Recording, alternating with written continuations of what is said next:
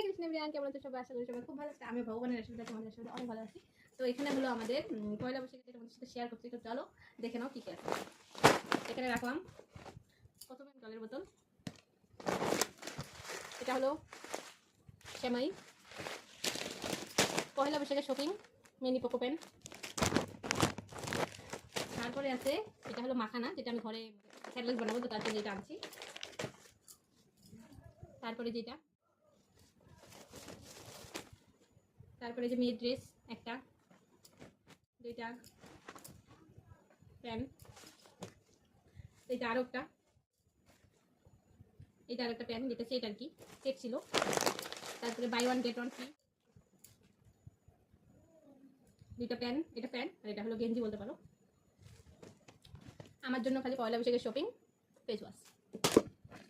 আর এটা হলো বিল, বেশি একটা না, কম সম। হরে কৃষ্ণ।